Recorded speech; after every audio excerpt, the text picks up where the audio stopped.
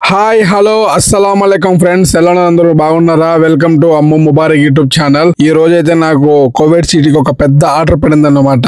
ఆ ఆర్డర్ వచ్చి ఇదే, దీన్ని భద్రంగా క్షేమంగా తీసుకెళ్లాలి. ఈ ఆర్డర్ వచ్చి గిఫ్ట్ అన్నమాట. నాకైతే కస్టమర్ లొకేషన్ అయితే సెండ్ చేశాడు. నార్మల్ గా కోవిడ్ మంతకాల్లో షాపింగ్ మాల్స్ లో, హాస్పిటల్స్ లో డెలివరీ వేరేలా ఉంటది, కానీ కోవిడ్ సిటీలో డెలివరీ అంటే చాలా కష్టం ఫ్రెండ్స్. ఎందుకంటే మనకు పార్కింగ్ దొరకదు. మనకు పార్కింగ్ దొరికే చోటు నుంచి డెలివరీ చేసే చోటుకి చాలా దూరం ఉంటుంది. ఇలా చాలా అగసాట్లు పడాలి కోవిడ్ లో. మనమైతే జాగ్రత్తగా పార్కింగ్ చేసుకుని డెలివరీ అయితే చేయాలి. నేనైతే కోవిడ్ సిటీ దగ్గరలో ఉన్నా. చూడండి ట్రాఫిక్ ఎలా ఉందో. అలాగే కోవిడ్ సిటీ అందాలు చూడండి. ఇదే అన్నమాట కోవిడ్ లో అతి పెద్దైన building. Almost COVID city side అయితే రోడ్లు చాలా నీట్ గా చాలా బాగుంటాయి. నేను డెలివరీ తీసుకెళ్లే ఏరియా పేరు వచ్చి ముబారకియా అన్నమాట. ఇది ముబారకియా సూకు. కోవిడ్ లో ఉన్న చాలా మంది డ్రైవర్లకు తెలిసే ఉంటుంది. ఇప్పుడు మీకు చూపిస్తున్న మసీద్ వచ్చి కోవిడ్ లోనే అతి పెద్ద మసీద్ అన్నమాట. దీని పేరు మసీద్ అల్ నాసర్. కోవిడ్ లో ఉండే షేకులు అలాగే కోవిడ్ కింగ్ గారు ఇక్కడికి వచ్చి సల్లి చేస్తారు, అంటే నమాజ్ చేస్తారు అన్నమాట రమదాన్ నెలలో. అట్లా మసీద్ లోపల కూడా వ్యూ చాలా అంటే చాలా బాగుంటుంది. మీకు కొన్ని ఫోటోలు యాడ్ చేస్తా చూడండి గూగుల్లోటి.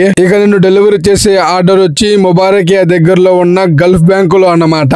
చూడండి ట్రాఫిక్ ఎలా ఉందో. నేను డెలివరీ ఇచ్చేది గల్ఫ్ బ్యాంక్ హెడ్ ఆఫీసు. ఇక్కడ బండ్లు పక్కన పెట్టినారండి. చూడండి పోలీస్ అతను ఏ విధంగా వచ్చి ఫైన్ వేస్తున్నాడో. నాకైతే పార్కింగ్ దొరకలేదు ఫ్రెండ్స్. నేనైతే పార్కింగ్ కోసం వెతుకుతున్నా, ఫ్రీ పార్కింగ్. చాలా దూరంలో అయితే పార్కింగ్ దొరికింది. ఇంకా నేను తీసుకొచ్చిన ఆర్డర్ మోసుకొని పోతున్నాను. దీనిని చాలా జాగ్రత్తగా తీసుకెళ్లాలి. ఏదన్నా ఈ కింద పడిందంటే మొత్తం బాధ్యత నాదే, నేనే డబ్బు కట్టాలి. అలా మోసుకుంటూ గల్ఫ్ బ్యాంక్ దగ్గరికి అయితే వచ్చేసాను. డెలివరీ కూడా ఇచ్చేసాను. ఇక గల్ఫ్ బ్యాంక్ డెలివరీ తర్వాత అలా ముబారకియా సూక్ తిరుగుదామని వెళ్ళాను. ఇక్కడ మీకు బోర్డులు కనబడుతున్నాయి కదా, వికలాంగుల బోర్డులు. ఆ బోర్డులలో పార్కింగ్ పెట్టకూడదు, కానీ చాలా మంది కోవిడ్ వాళ్ళు పార్కింగ్ పెట్టేశారు. ఇంకా అక్కడ పోలీస్ మామ కూడా వస్తున్నాడు అందరినీ చెక్ చేసుకుంటా. వాళ్ళకేం ఫ్రెండ్స్, కోవిడ్ వాళ్ళు వాళ్ళు ఎంత ఫైన్ కట్టినా వాళ్ళు కట్టేశారు, కానీ మనం అలా కాదు కదా. సో ఫ్రెండ్స్, ఆ ఆర్డర్ అయితే అయిపోయింది. ఇంకా సరదాగా ముబారకియా చూద్దామని ముబారకియా అయితే వచ్చాను. ముబారకియా అనేది చాలా పెద్దది మార్కెట్. చూపిస్తాను చూడండి.